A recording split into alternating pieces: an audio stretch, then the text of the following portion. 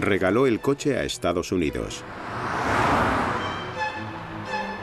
Creo que Henry Ford puede haber sido el hombre más influyente del siglo XX. Se creó enemigos acérrimos.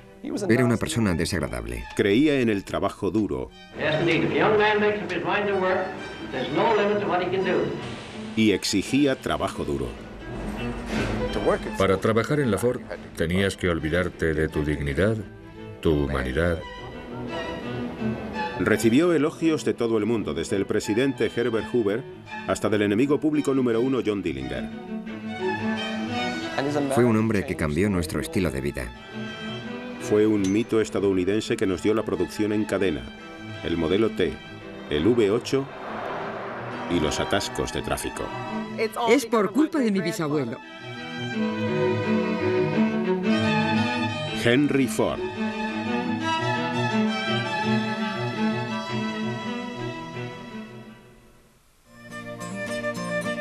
Henry Ford, el hombre que dio el coche y la producción en cadena a Estados Unidos, nació cuando aún se estaba librando la Guerra Civil estadounidense. El 30 de julio de 1863, William y Mary Ford, propietarios de una de las granjas cedidas por el estado más rentables de Dearborn, Michigan, tuvieron su primer hijo que sobrevivió, un niño, Henry. A Henry Ford no le gustaba la difícil vida en la granja en la que había nacido, pero al menos la escuela local, con solo un aula, le ofrecía un modo de escapar de las largas horas y de las interminables labores que dicha vida requería. Además, poseía una curiosidad natural. Henry Ford era un mecánico de nacimiento, poseía una habilidad innata. Uno de los primeros momentos en los que hizo gala de dicha habilidad fue cuando, con motivo de su 13º cumpleaños, le regalaron un reloj. Como otros muchos niños que querían saber el funcionamiento de las máquinas, Henry desmontó el reloj, pero al contrario que la mayoría, fue capaz de volver a montarlo. Desgraciadamente, en 1876, el tranquilo mundo de Ford se vino completamente abajo. Su amada madre, Mary, murió durante un parto. Henry tenía 12 años. La pérdida lo dejó sin norte. Existe una historia sobre la primera vez que Henry vio una máquina de trabajo. Esto ocurrió justo después de la muerte de su madre. Y los psicólogos se preguntan si acaso esto no provocó algún efecto. Si estos dos hechos no estarían relacionados. Iba paseando con su padre y vieron una máquina de granja, una de las que se utilizaban entonces, que se acercaba hacia ellos, pero con una particularidad. Se movía sola porque el ingeniero había colocado una cadena desde el eje hasta la rueda. Era como un motor de autopropulsión muy rudimentario, pero para Henry Ford fue el gran descubrimiento. Fue entonces cuando Ford descubrió que quería trabajar con máquinas. Así que a los 16 años dejó la granja y recorrió los 14 kilómetros que lo separaban de Detroit. Allí acabó encontrando trabajo en la Dry Dock Company, dedicada a la fabricación de barcos de hierro. Eso le dio la oportunidad de trabajar con motores. La educación práctica de Ford había comenzado. Después de 3 años trabajando como aprendiz, Henry Ford decidió que ya había aprendido todo lo que iba a aprender en la Dry Dock y regresó a la granja familiar. Pero se llevó consigo su amor por las máquinas.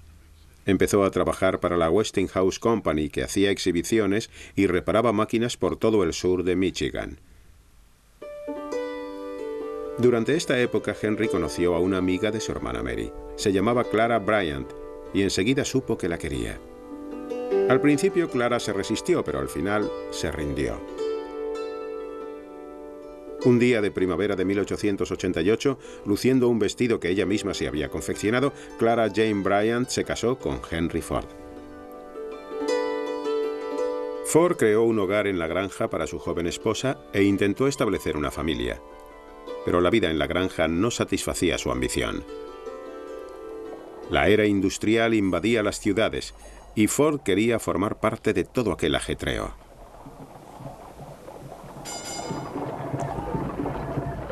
En un viaje a Detroit se despertó el interés de Ford por los automóviles propulsados con gasolina, como este construido por los hermanos Doerge de Springfield, Massachusetts. Se estaba produciendo una revolución y Ford quería participar de ella. En 1891, Henry Ford se traslada con su joven esposa a Detroit para trabajar en la Edison Illuminating Company.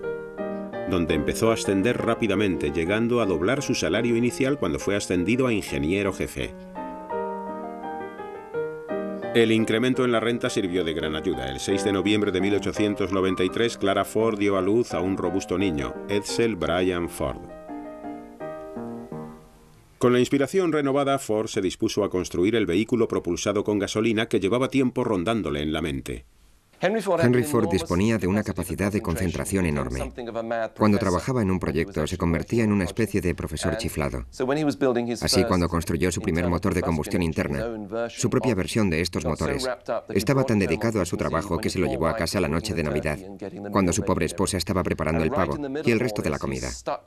Cuando llegó, plantó el motor en medio de la cocina, lo metió en el fregadero y obligó a su mujer, que tenía las manos llenas de grasa y eso, a que le echara gasolina por la parte de arriba. Él conectó los cables y arrancó la máquina.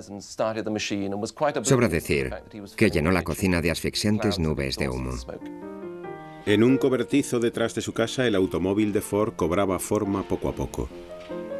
Con la ayuda de algunos amigos de la Edison Company, empezó a construir el vehículo que él llamó cuadriciclo. Dicho nombre se debió a una buena razón. Su planteamiento era colocar dos bicicletas juntas y propulsarlas con un rudimentario motor de gasolina.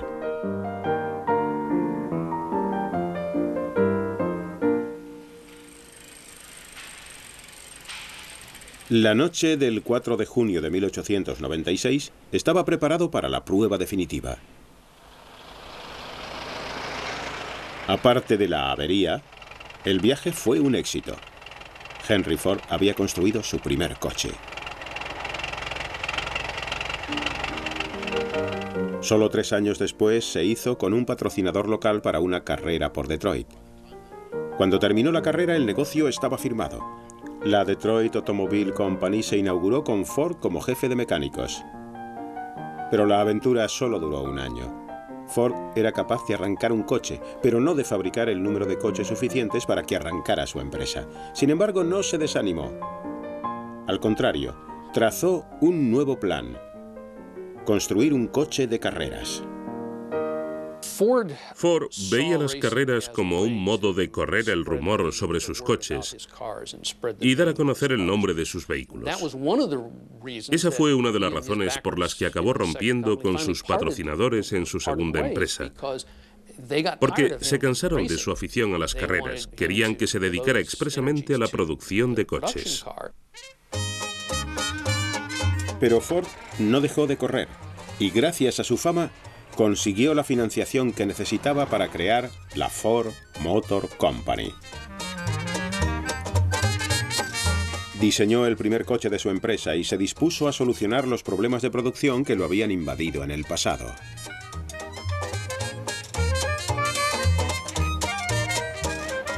Abrió una tienda, contrató personal, sacó un coche y esperó.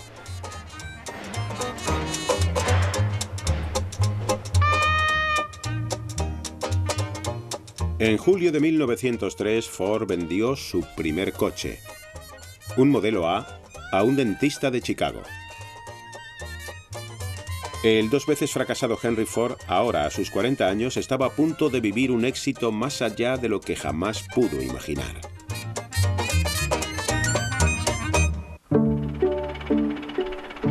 En 1904 se habían vendido más de 500 modelos A. Henry Ford, que en la foto aparece con su hijo Edsel, celebró su éxito comprándose su primer traje de etiqueta.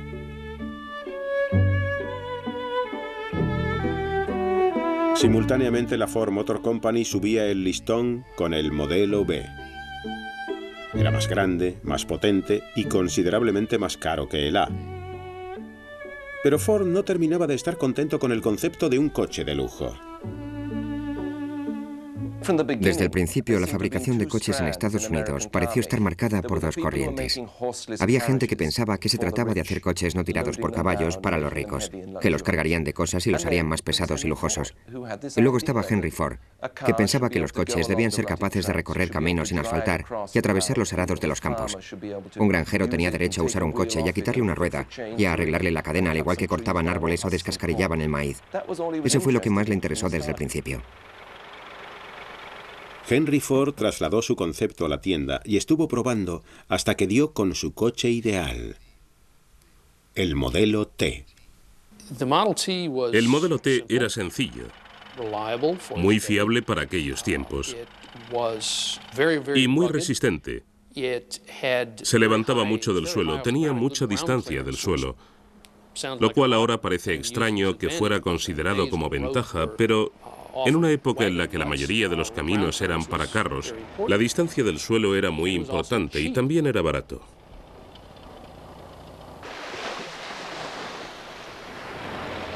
El modelo T resultó un sorprendente éxito. Salió a la venta en octubre de 1908 y en escasos meses Ford se vio obligado a anunciar que la empresa no podía admitir más pedidos. La fábrica estaba colapsada con pedidos de hasta varios meses. Henry Ford había conseguido fabricar un automóvil para las masas, pero esto le creó un nuevo problema: cómo plantear la producción para satisfacer la demanda. En aquella época, los trabajadores que fabricaban coches en mesas de trabajo fijas eran capaces de producir 25 modelos T al día. Pero 25 no eran suficientes, así que Henry Ford y sus ingenieros idearon un método revolucionario: la cadena de montaje móvil.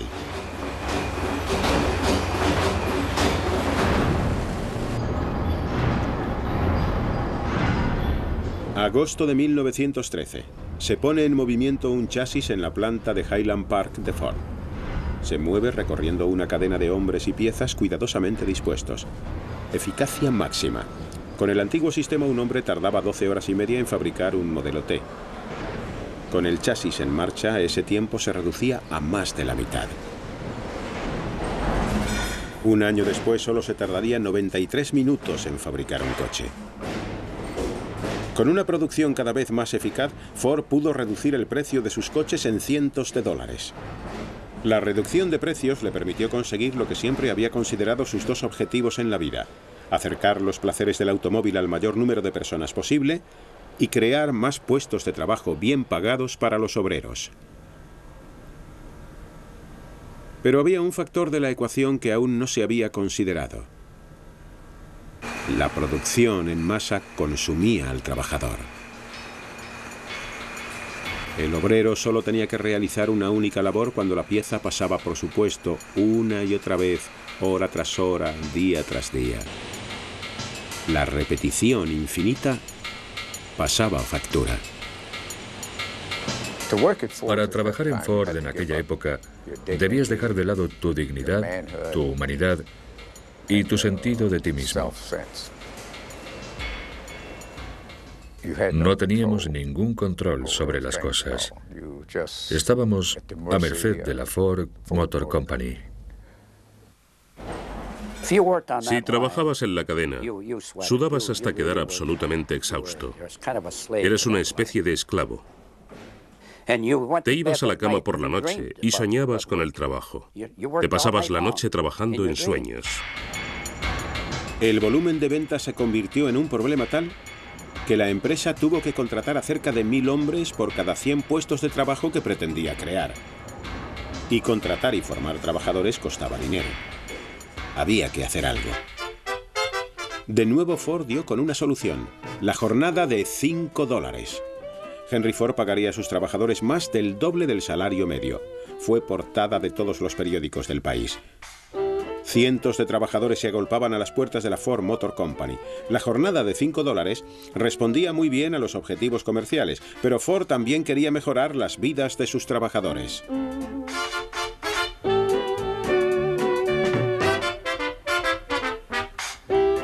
Henry Ford había experimentado dos buenas dosis de éxito, primero con el modelo T y luego con la jornada de $5. Con la seguridad que suponía el beneplácito de la opinión pública, empezó a considerar iniciarse en otros asuntos. Con una guerra recién estallada en Europa, Ford lo intentó con la política internacional. Un joven periodista enviado a entrevistar a Ford volvió con un artículo en el que citaba palabras textuales de Ford, afirmando que daría todo lo que poseía por parar la guerra. La noticia fue extendiéndose hasta que una conocida pacifista acudió a Ford, en quien encontró una persona dispuesta a escuchar. Ford accedió a ir a una reunión todos los fines de semana en Nueva York. Así su nombre fue añadido a la lista de los componentes de una delegación que elevaba peticiones a los gobiernos en guerra. No eran el tipo de personas con el que normalmente se hubiera involucrado Ford, pero igualmente le invitaron. La solución parecía sencilla: fletar un barco, ir a Europa y parar la guerra. Henry Ford había conseguido producir el modelo T. ¿Por qué no iba a poder detener una guerra mundial? Fue un ejemplo tanto de su idealismo como de su arrogancia. La delegación de paz no estaba en absoluto unida por la causa. Mientras sus miembros caían en las discusiones y las murmuraciones, la prensa a bordo del barco estaba encantada con la cantidad de noticias que podían enviar a casa. Cuando el barco atracó en Noruega, Ford estaba completamente desanimado y volvió a Estados Unidos unos días después de haber llegado a puerto. Sin embargo, de vuelta a casa, Ford era de nuevo aclamado como el héroe de la ciudadanía, el Don Quijote moderno. Quizá había sido un ingenuo pensando que sería capaz de detener la guerra, pero incluso sus críticos admitían que al menos lo había intentado. Cuando Estados Unidos entró en la guerra, Henry Ford apoyó a su país. Ante la partida de los jóvenes norteamericanos, Ford abrió las puertas de sus instalaciones al gobierno. El gobierno y el país entero en este aspecto en particular consideraban que Henry Ford era capaz de producir milagros. Los modelos T hicieron las veces de ambulancias y de coches para el personal. Y con los aliados navegando por el Atlántico Norte plagado de submarinos alemanes, la Armada volvió a recurrir a Ford para que construyera el Eagle Boat, un antisubmarinos. Pero para el día del armisticio solo habían salido unos cuantos. Una vez acabada la guerra, Ford pudo dedicar su atención a otros asuntos, y entre ellos uno que de verdad le molestaba: el problema de quién tenía el verdadero control de la Ford Motor Company. Creo que en 1919, cuando compró las acciones de todos sus accionistas, las cosas empezaron a cambiar de verdad para Henry Ford. Estaba convencido de que interferían demasiado en la forma en la que él quería dirigir la empresa, así que les compró todas las acciones a un precio elevadísimo y se convirtió junto con su mujer y Edsel en el único propietario de la Ford Motor Company. A partir de entonces, él personalmente poseía la mayoría de las acciones. Dirigió la empresa como un verdadero dictador, no tenía que responder ante nadie más, y en mi opinión, su caso fue el caso clásico de la corrupción del poder absoluto. Y lo que Henry Ford planeaba hacer con ese poder era mucho más impresionante que nada que hubiera hecho anteriormente.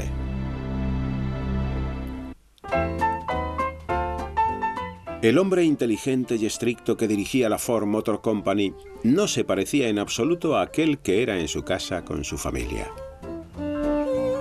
Recuerdo que mi bisabuelo era muy alto y delgado y tenía una increíble fuerza en las manos.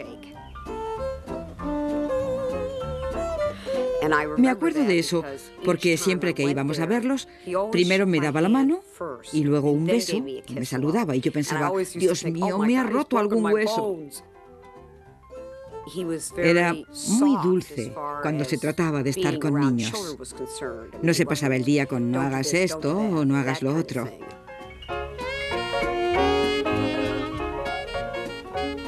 Creo que le encantaba que fuéramos a su casa y vernos jugar. Henry Ford era un soñador. Una vez adquiridas las acciones de los otros accionistas, fue libre para hacer con la Ford Motor Company todo lo que su imaginación le dictara, y eso a menudo iba mucho más allá de la simple fabricación de coches. También construyó el tractor Fordson e intentó poner la aviación al alcance de todo el mundo con un avión pequeño y barato de un solo pasajero. Henry Ford trabajó en una primera ruta de mensajería aérea y en los primeros vuelos de pasajeros regulares promovidos por los chicos de Our Gang, nuestra banda. Construyó y fundó varias escuelas experimentales. Y en el Edison Institute de Greenfield Village, el Museo de Ford y la restaurada American Town rindió tributo al espíritu de la innovación, honrando a personajes tan grandes como su amigo Thomas Edison. Pero el más grande de todos los sueños de Ford fue la Rouge, una planta que era en sí misma una máquina gigantesca. La construyó en la margen del río Rouge, en Dearborn, Michigan, y pasó a ser el complejo industrial más grande de la Tierra en aquel momento.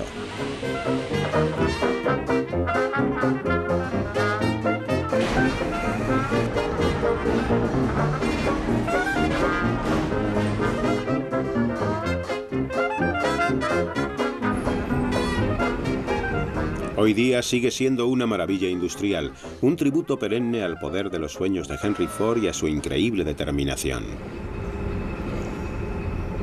Cuando se pusieron en marcha por primera vez los hornos de la Rouge, Henry Ford volvió a ofrecer al público su pensamiento, pero esta vez marcado por el antisemitismo. El antisemitismo era muy habitual entre las comunidades de granjeros del Medio Oeste a finales del siglo pasado. Este pensamiento iba acompañado por una desconfianza en el Este, en el sistema de banca y en todas las cosas de ese estilo. Y los prejuicios de Henry Ford eran los propios de un granjero del Medio Oeste. Pero lo más trágico es que él tenía el dinero y la arrogancia para poner sus ideas sobre un papel y publicarlas en su propia revista, que se encargó de difundirlas por todo Estados Unidos. Y por supuesto, de convertirlo en el hazmerreír. A través del Dearborn Independent, Ford culpaba a los judíos de todo, desde la guerra mundial a la falda corta, las películas baratas y la música de jazz. Solo cuando tuvo que enfrentarse a un juicio por difamación, a la desaprobación pública y a los continuos ruegos de sus amigos, pidió disculpas. Pero también los hubo que dudaron de la sinceridad de dichas disculpas. En julio de 1938 Ford aceptó la Gran Cruz Alemana, el más alto honor que el Tercer Reich podía otorgar a un extranjero.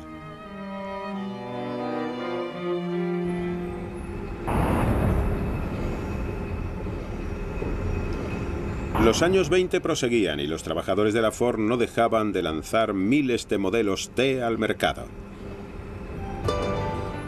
Pero Henry Ford empezó a darse cuenta de que se estaba quedando anticuado. Le gustaban los Estados Unidos de antaño. Nunca se sintió cómodo en el mundo moderno que él mismo había ayudado a construir. Su hijo Edsel, por aquel entonces su segundo de a bordo, pertenecía a una generación completamente distinta. Le gustaba el jazz, el arte contemporáneo y las recepciones ocasionales. Pero Henry Ford era abstemio. Prefería observar los pájaros y el baile country de antes. En esta extraña película, Ford demuestra lo lejos que está dispuesto a llegar para popularizar todos esos antiguos pasos. Era capaz incluso de bailar con un ejecutivo de la Ford como compañero.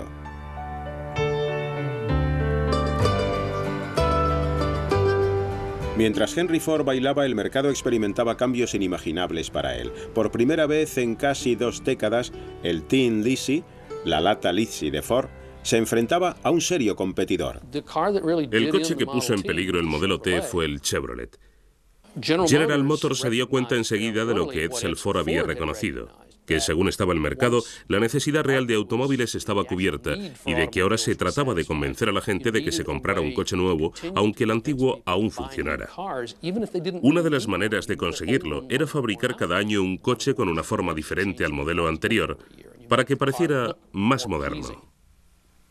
En mayo de 1927, la era del modelo T tocó a su fin. El éxito del Chevrolet demostró que el público quería estilo, no solo utilidad. La lata Lizzie había quedado obsoleto sin remedio, relegado a una campaña de reciclaje.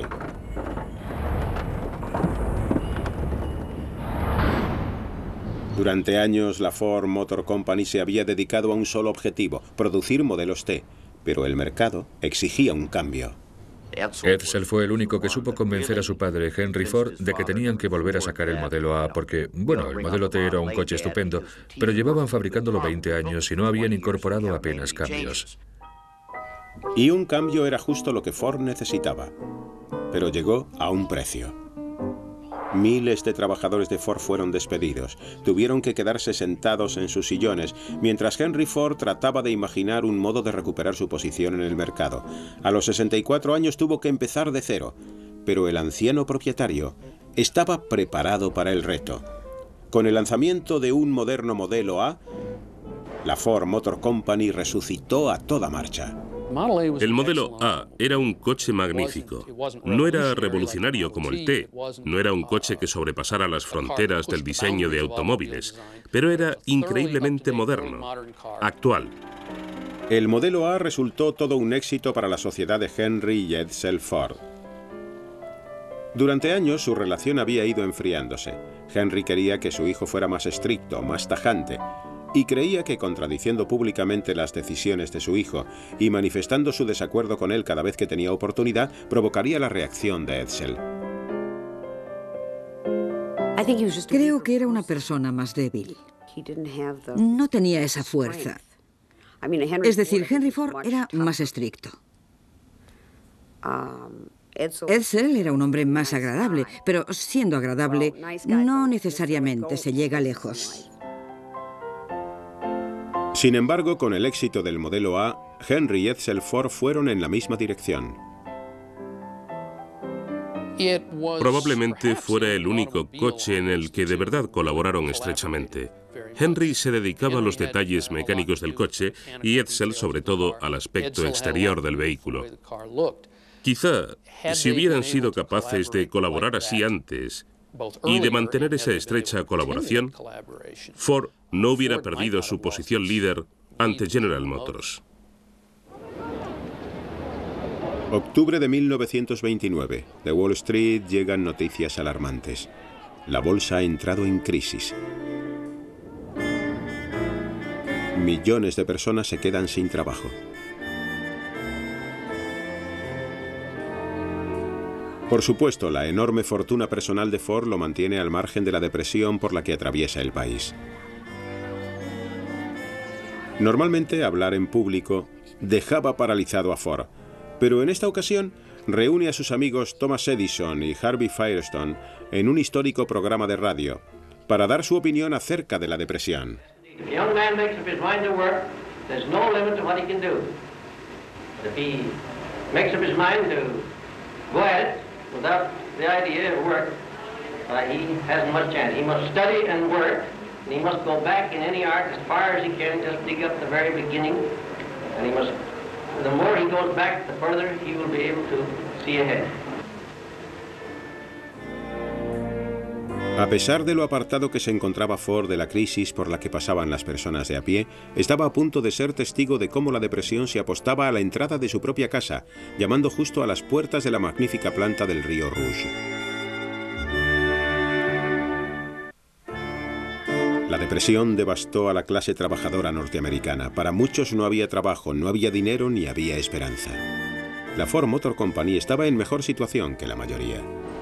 La empresa prosiguió su actividad el primer año o los 2 años siguientes con una fuerte proyección del modelo A. Henry Ford incluso libró una batalla de un solo hombre contra la depresión, elevando los salarios de sus trabajadores y reduciendo el precio de su automóvil. Pero no pudo mantener mucho tiempo esta situación. En 1931 la depresión llegó también a Ford. Después de 3 años en el mercado, las ventas del modelo A cayeron drásticamente.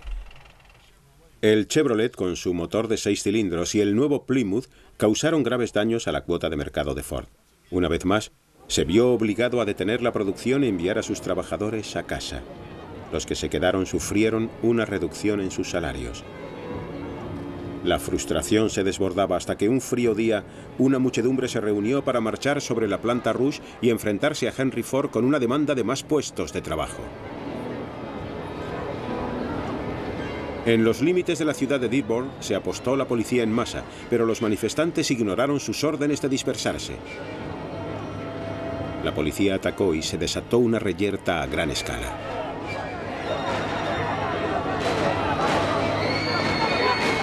Al final, los disparos de pistola consiguieron dispersar a la multitud.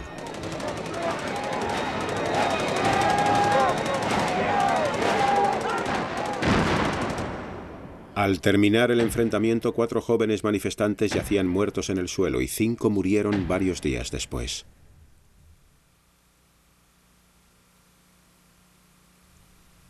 No hubo nuevos puestos de trabajo. Lo que sí acabó devolviendo a los trabajadores a la planta Rouge fue otra de las inspiraciones de Ford, el Ford V8. El V8 fue el gran triunfo de Ford. Chevrolet había sacado el motor de 6 cilindros, más potente que el de 4 de Ford. A Henry no le gustaban los motores de 6 cilindros y quiso llegar hasta los 8 con el V8.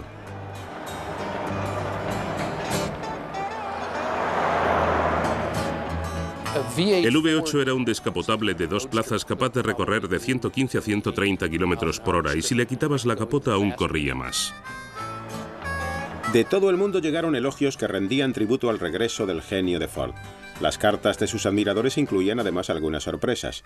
John Dillinger, el enemigo público número 1, escribió a Henry Ford diciéndole: «Hola, viejo amigo, tienes un coche estupendo. Es un gusto conducirlo. Su eslogan debería ser: conduzca un Ford y vea cómo el resto de los coches quedan a su espalda.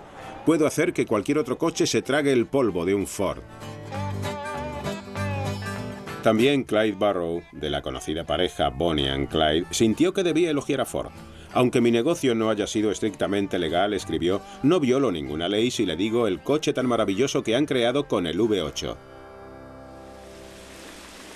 Con el éxito del V8, Ford encontró tiempo para dedicar su atención a la campaña de reelección del presidente Herbert Hoover en 1932. A Ford aún le intimidaban mucho los discursos en público, pero pronunció estas palabras: I support the best man for the job. Herbert Hoover should be allowed to carry out his program, and I think he will. He has faced the enemy for 3 years now. He knows all the tactics of the forces of destruction. Why bring a new recruit and retire a seasoned leader? I think of him as a human-hearted, honest-minded, hard-working Hoover. Pero los electores no estuvieron de acuerdo con la opción política de Ford en 1932. Sin embargo, dadas las ventas de su V8, Henry Ford y su hijo Edsel tenían razones para sentirse optimistas frente al futuro. They have been asking us what we think of the coming year. All I can say is that we feel pretty good about the outlook. The United States, even when it is running in low, is a pretty big business proposition. But I believe the country is getting ready to make a very decided step forward next year, and we are doing all that we can to help it along. What do you think of that, Father? Well, I think everybody's decided that they've got to go to work. And I think from now on, that there's no one can stop this great country from going ahead. Y los que volvieron a trabajar a la Ford fueron testigos del enfriamiento de las relaciones laborales. Henry Ford declaró que un hombre medio no realizaba una jornada completa de trabajo a menos que estuviera vigilado y no pudiera evadirse. Dentro de sus plantas lo dispuso todo para que todo el mundo cumpliera con su trabajo. Los supervisores de Ford, muchos de ellos exconvictos y boxeadores, dirigían la planta sirviéndose del miedo y la coacción. Cuando se necesitaba más producción, sencillamente se aceleraba la cadena y que Dios ayudara a aquel trabajador que no era capaz de llevar el ritmo. El trabajo era muy duro. Solía llegar a casa tan cansado que mi mujer tenía que frotarme las manos porque trabajábamos mucho con ellas y me las frotaba con fuerza. Yo me quedaba dormido. Me dormía leyendo el periódico. Era muy joven. ¿Cómo era mi trabajo en Ford? Nunca he estado en el infierno, pero debe de parecérsele mucho. Era como trabajar en el infierno. La violencia, las amenazas, las condiciones laborales y la vigilancia constante por parte de lo que entonces llamaban hombres estrella. Era como el gran hermano, siempre observándote. Henry Ford estaba detrás de todo. En los años 30 encubría lo que estaba haciendo a través del llamado Departamento de Servicio, tras el que también se escondían los matones contratados por Ford para atemorizar a los trabajadores. Pero sin duda eso era lo que quería Henry Ford. Se había hecho mayor, sus arterias se habían entorpecido y con ello su espíritu. Era un hombre muy distinto al idealista que puso la empresa en marcha. Ford y sus trabajadores habían recorrido un largo camino juntos. Durante todos esos años, primero a través de la generosidad y luego de la intimidación, había sido capaz de mantener la cadena alejada de los sindicatos, incluso después de que Chrysler y General Motors los organizaran. Pero al final, en mayo del 37, las hostilidades llegaron a su culmen. Los organizadores sindicales liderados por Walter Reuther y Richard Frankenstein recibieron un permiso para entregar panfletos en Ford. Lo hicieron desde el paso elevado que llevaba a la planta, pero tuvieron que enfrentarse a los miembros del Departamento de Servicio de Ford.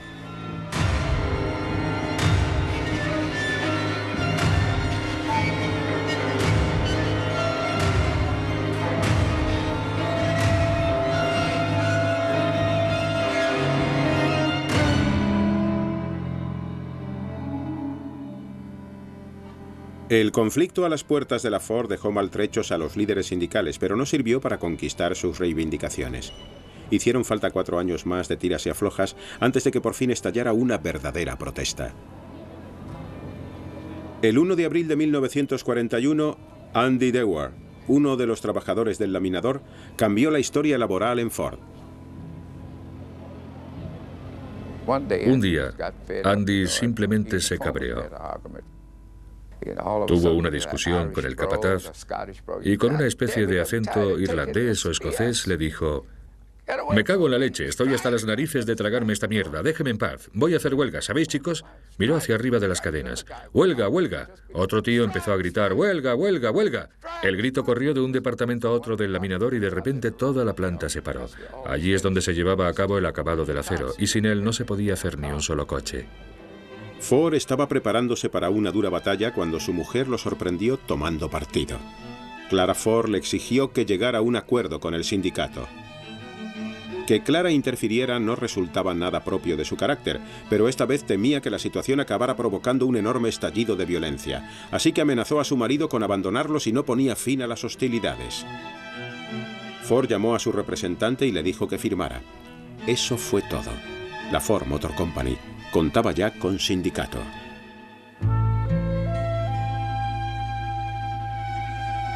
Aunque la paz se restableció temporalmente, Henry Ford estaba a punto de enfrentarse a una enorme tragedia en el plano más personal.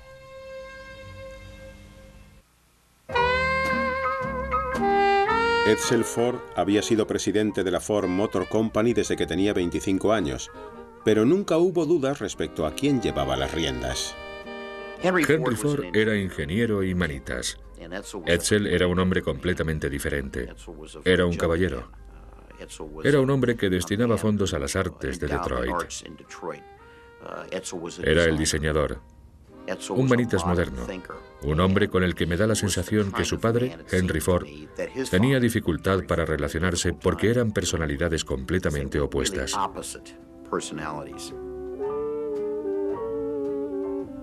Creo que los libros de historia siempre considerarán al primer Henry Ford como el creador de la empresa, como el absoluto creador, y pienso que así se infravalora Edsel Ford.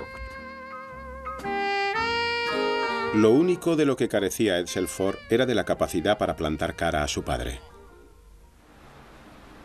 Durante años, Henry Ford le quitó autoridad delante de la gente cada vez que pudo con el fin de fortalecer la personalidad de su hijo. Edsel Ford interiorizó el conflicto y siguió trabajando en Ford. Su presencia serena equilibraba los métodos imprevisibles de su padre.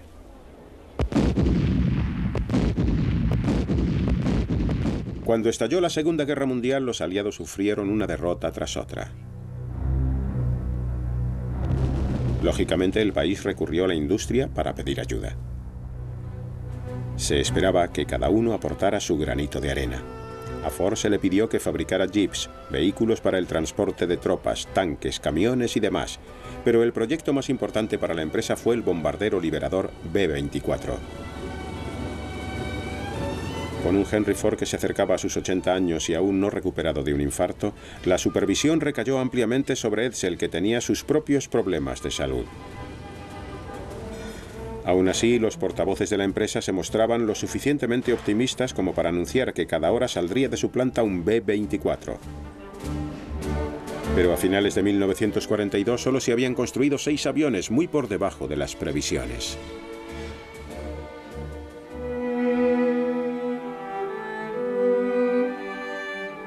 En mayo de 1943, Edsel Ford murió. Una serie de diversas enfermedades contribuyeron a su fallecimiento: cáncer de estómago, cáncer de hígado y, lo más irónico, fiebre de Malta, como consecuencia de haber bebido leche no pasteurizada de la lechería de su padre.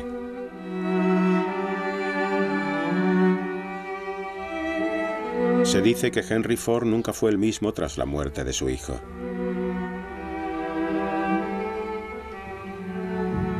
Pero a la edad de 80 años, en lugar de experimentar una clara disminución de su capacidad, el anciano volvió a tomar las riendas de la Ford Motor Company.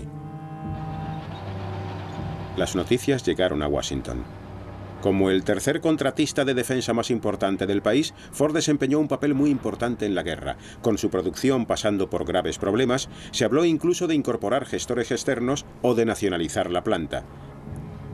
En agosto de 1943, la Armada envió a Henry Ford II, de 26 años, a casa, a Dearborn y a la Ford Motor Company. Quizá el nieto de Henry Ford fuera capaz de poner orden al caos en que estaba sumida la Ford. Después de la Segunda Guerra Mundial, uno de los ejecutivos de la Ford, Jack Davis, dijo que la empresa no estaba muriendo, que estaba muerta, que ya se apreciaba incluso el rigor mortis. Durante meses, Clara Ford había estado animando a su marido para que se retirase y dejara camino libre a su nieto. Pero Ford no claudicó. Al final, la viuda de Edsel, Eleanor, se enfrentó a su suegro. Amenazó con vender sus considerables participaciones en Ford si su hijo no era nombrado inmediatamente presidente. Al final, el anciano tuvo que acceder. En septiembre de 1945, el trono pasó a Henry Ford II. Dejando atrás el activo papel que había desempeñado hasta entonces en la empresa, Henry Ford empezó a desconectar del mundo. Pasó algún tiempo en Greenfield Village y realizó algunas apariciones ocasionales en las recepciones de la empresa. Pero las reservas de energía que lo habían mantenido durante sus 70 se habían agotado.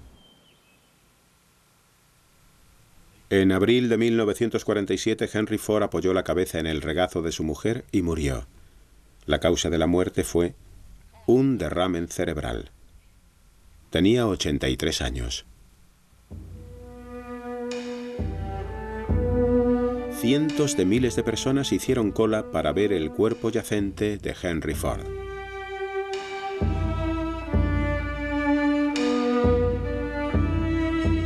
Algunas fábricas cerraron.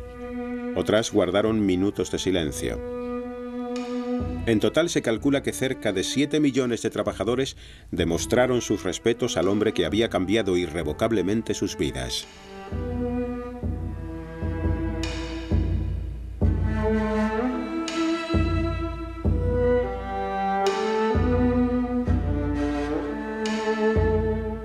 Y en Detroit se hizo un llamamiento a los conductores para que pararan justo en el momento en que el cuerpo del fabricante de coches se introducía en la fosa. Durante ese segundo en que todos los automóviles pararon, Detroit volvió a ser como Henry Ford la había conocido.